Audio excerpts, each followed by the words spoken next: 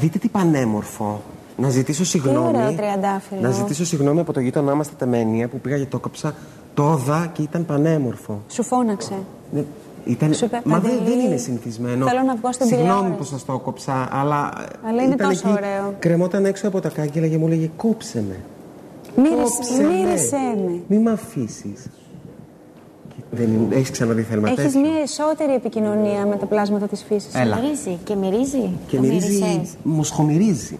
Λοιπόν, να θυμηθούμε ότι 9011 40 53 90 ή στο 19% για μηνύματα, γράφοντας κίδων, αφήνοντας κενό και το ονοματεπώνυμό σας για τα γραπτά σας μηνύματα. Είναι πάρα πολύ απλός ο τρόπος, δεν είναι καθόλου απλό ένα τόσο μεγάλο δώρο. Fiat Punto μεταχειρισμένο μπορεί να γίνει δικό σας με ένα απλό μήνυμα, με μια απλή κλίση. Επαναλαμβάνουμε γιατί θέλουμε να τα έχετε στη διάθεσή σας όποτε σας έρθει η τρέλα. Να καλέσετε στο 9011 40 53 90 ή να στείλετε το δικό σας SMS γραπτό μήνυμα. 19%. Μπράβο, Θέλμα. Γράφοντας κείδο, αφήνοντας κενό. Άρε, Θέλμα. Άρε, Θέλμα. Από το Μαυριδάκι Σκάρς. Ποιος μου έφαγε, το πιάτο μου που είναι? Έχει μπόλικο για να φάει. Το πήρα, ναι. Φυλάξαμε και ένα για να το δείξουμε γιατί δεν θα έμενε. Ναι. Το υπέροχο μπουρέκι της Θέλμας. Δεν αντισταθήκαμε στο να το δοκιμάσουμε. Θέλμα, μου αρέσει πάρα πολύ η συνταγή σου σήμερα. Και να πούμε ότι η Θέλμα θα είναι μαζί μας και την Παρασκευή. Έτσι. Και να πούμε ότι επειδή ο Βασίλης... μαζί με... Θα είναι μόνη της. Την Παρασκευή θα είναι μαζί με το Λευτέρη.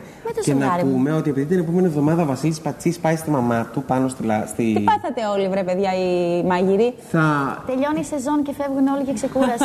Θα λείψει για 2 εβδομάδες. Για 2 εβδομάδες μόνο. Θα έρθει το σπυριδακέικο σύσσωμο και θα μας μαγειρέψει, γιατί το υπόλοιπο σπυριδακέικο είναι επαγγελματίες μάγειρες. Τι λες τώρα, ρε Παντελή? Ο ξαδερφός μου, ο Αλκής ο Σπυριδάκης. Ο ποιος? Ο Αλκής. Αλκής. Yep. Και έχετε και περίεργα ονόματα. Τίτος, Αλκής. Άρε, θύε, μπαρμπά, ωραία περάσαμε. Θα σου πω μετά. Τίτο, σε είδα στο Facebook. Μια χαρά τα φτιάξατε. Μπράβο, μπράβο. Λοιπόν, Θέλμα μου, να πάμε να δούμε την καρτούλα με τα υλικά μας. Για όσους θελήσετε να φτιάξετε το αγαπημένο σας χανιώτικο μπουρέκι, λίγο πιο παραλλαγμένο και πιο όμορφο, με μια εξυπνάδα που έχει εφεύρει η Θέλμα. Πάμε να δούμε τα υλικά μας. Τα υλικά λοιπόν μπορούμε να τα λέμε. Δεν υπάρχουν υλικά. Μια χαρά υπάρχουν τα υλικά. Λοιπόν, είναι... Ο ανάδρομος με έχει κάνει χάλια. Λοιπόν, χρειαζόμαστε 8 μέτρια κολοκύθια, 6 μεγάλες πατάτες, 1 κιλό μυζήθρα, μισό ματσάκι δυόσμο. Καλά, με βιάζει.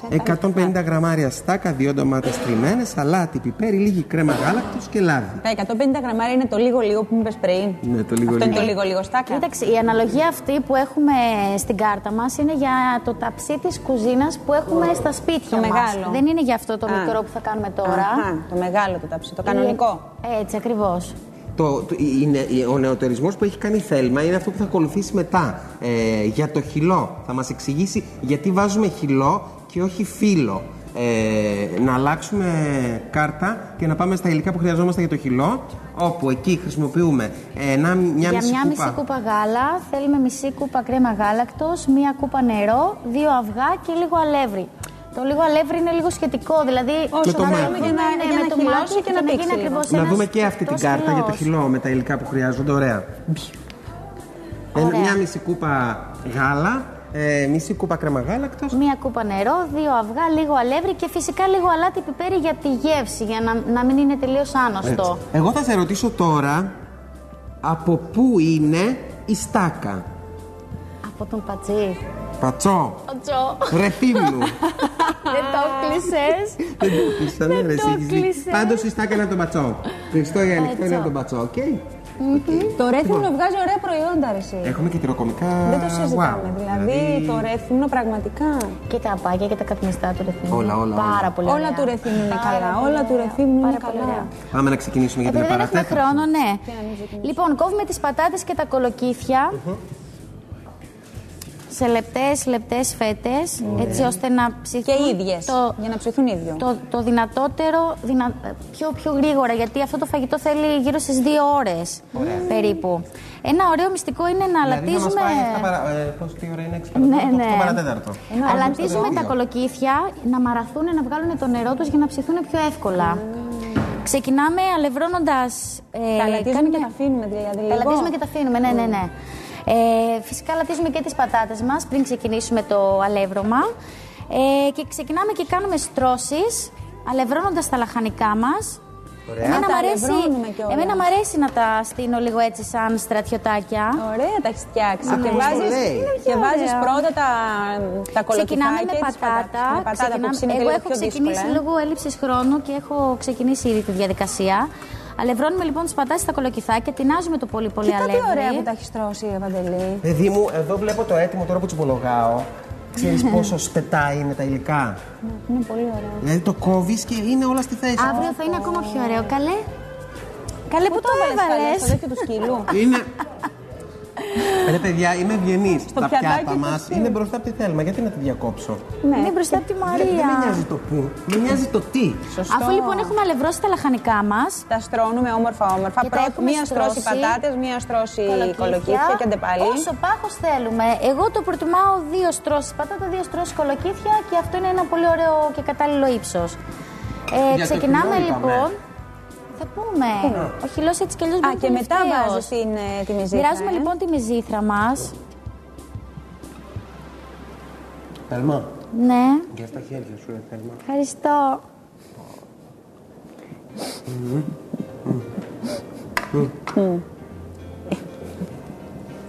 Μία φορά είπα κι εγώ να μην φάω και μου τη λες. Αφού έφαγα πριν. Και το έφερε και με το ταψάκι. Τα λέμε πως δεν έχουμε και πιάτα, όχι τίποτα άλλο. Το τσικαλάκι του σκύλου μου πέρα να πάω. Όχι ρε, εκεί βάζουμε τις τρόπιτες, πανακόπιτες. Μην είστε. Τα σιροπιά στα καταϊφάκια. Ωραία. Συγγνώμη. Ναι. Πω, έφτιαξε ο κόσμος, εσύ Θέλμα. 3 πυρουνιές έφαγα και κατευθείαν. Έχουμε ξύσει λοιπόν την ντομάτα μας, την έχουμε σουρώσει λίγο να βγάλει τα πολλά νερά. Ωραία. Να κρατήσουμε την ψύχα, γιατί τώρα οι ντομάτες είναι λίγο πιο έτσι. Φθινοπορεινές. Ναι, δεν είναι όπως το καλοκαίρι που είναι έτσι γλυκές και κόκκινες. Ωραία. Μοιράζουμε λοιπόν λίγο ντομάτα τριμμένη. Μπόλικο δυόσμο, να αρωματιστεί το μπουρέκι μας. Στα κολοκύθια και τις πατάτες μόνο αλατάκι βάζουμε. Μόνο αλατάκι. Ή αν θέλουμε πιπέρι ίσως. Ναι, το πιπεράκι το βάζουμε, ξέχασα να πω, μέσα στο αλεύρι, εκεί που τα αλευρώνουμε. Και κρατάνε όσο χρειάζεται. Πόσο? Προσθέτουμε λοιπόν ελαιόλαδο. Στην Κρήτη μας, άφθονο και υπέροχο. Κοίτα τα χρώματα, κοίτα τα αρώματα που μου έρχονται, δηλαδή μου έχει σπάσει την πάλι. Βάζουμε λίγο κρέμα γάλακτος, επειδή έτσι κι αλλιώς το φαγητό μας χρειάζεται λίγο. Χρειάζεται λίγο υγρά για να ψηθεί. Κρέμα γάλακτος, Ναι.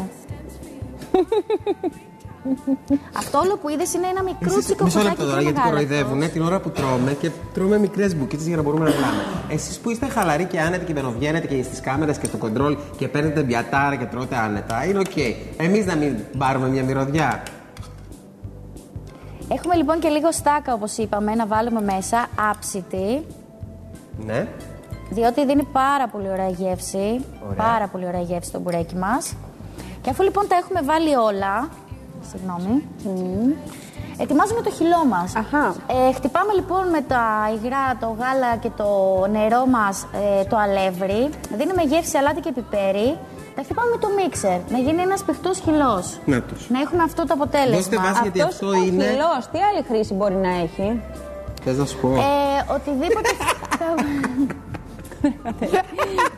Δηλαδή το φαντάζομαι, ας πούμε, να το βάλεις σε λαχανικά να τα τηγανίσεις.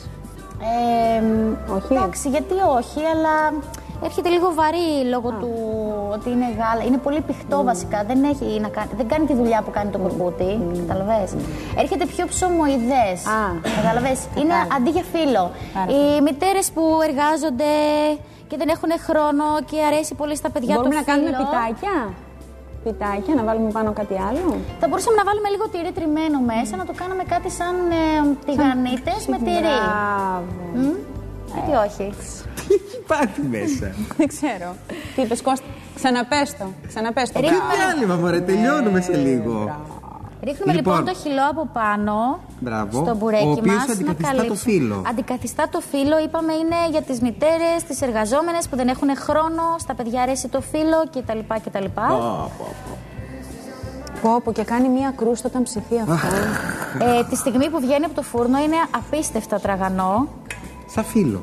Ακριβώς. Μάλιστα. Ακριβώς σαν Να φύλλο. το δείξουμε το μισό ταψί που αφήσαμε, γιατί δεν αφήσαμε. Να σας πω λίγο. Αυτό τώρα το βάζουμε, Θέρμα, είπες, στο φούρνο για πόση ώρα? Στους 180 βαθμούς σε προθερμασμένο φούρνο περίπου στις 2 ώρες, ανάλογα με το φούρνο 2 μας. ώρες, Περίπου, ναι. Θέλει χαμηλή θερμοκρασία. Μα δείξτε τι ωραίο που είναι, πόσο επίπεδο έχει γίνει και ωραίο το φύλλο του. Ούτε ζωγραφιστό να ήταν. Αυτό είναι το μπουρέκι μας έτσι όπως βγαίνει. Καλά, έχω φάει και κάτι φαγητά αυτές τις μέρες. Τι? Έφαγα και κάτι γιουβαρλάκια μου φτιάξει η Θέμη η Μαρία. Αλήθεια, να φτιάξουμε Ρε παιδιά, αυτό με τα γιουβαρλάκια που εμένα δεν μου αρέσουν σάλτσα. καθόλου. Και είχε πολτοποιήσει λαχανικά μαζί με το ζωμό του. Τέλειο. Και είχε βγάλει ένα βελουτέ χυλό. Άρε Εμένα το θεία, κεφτεδάκι άρε μου αρέσει θεία. λίγο τραγανό. Το κεφτεδάκι. Βασικά δεν είναι Το κεφτεδάκι. κεφτεδάκι με το γιουβαρλάκι που κολλάει. Σαν κεφτεδάκια δεν είναι τα γιουβαρλάκια μέσα Στο σε σχήμα, σούπα. Στο σχήμα, ναι. Με κοιμά δεν είναι. Ναι. Αλλά είναι Τα κεφτεδάκια. κάτι άλλο. Κυμοειδείς μπαλίτσες δεν είναι.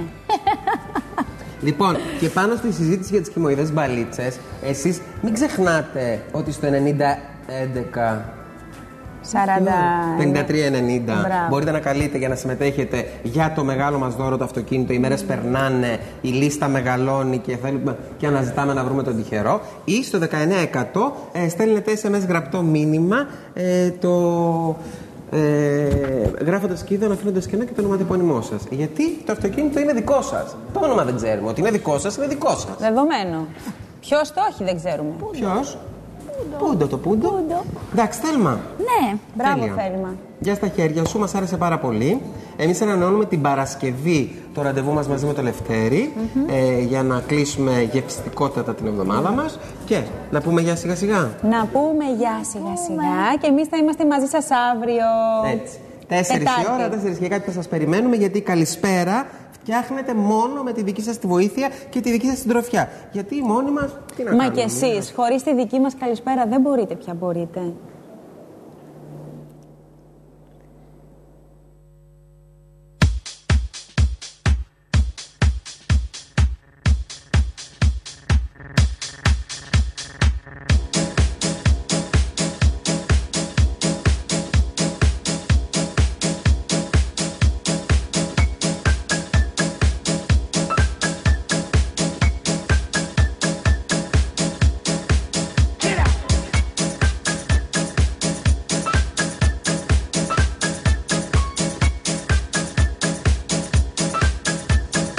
Honestly, darling, I love you.